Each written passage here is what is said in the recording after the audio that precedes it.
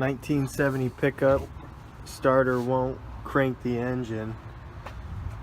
What causes it is this beautiful ground right there.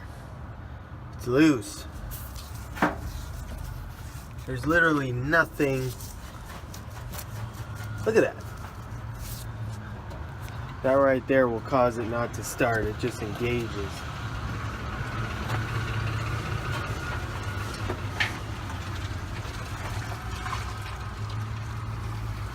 Got our gauge hooked up. Once we tighten this, then it will allow it to start the engine.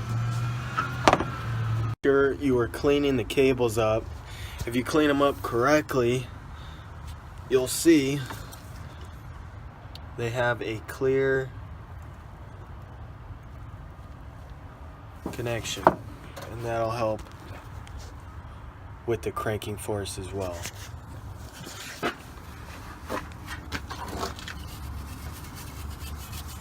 Put your wire brush in there, clean it up.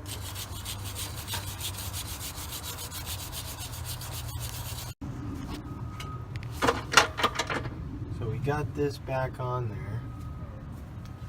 Now we're going to use this starter. Wired it into the starter wire. Go ahead.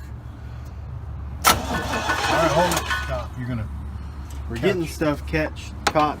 Okay, it's working. But it is working. We don't have the key. The customer didn't bring the key. Okay. But it is cranking the engine over. We're done. So what's the lesson we learned here today, people?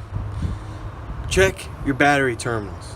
If you check your battery terminals, you're going to see that that cable is extremely loose where it connects to the engine.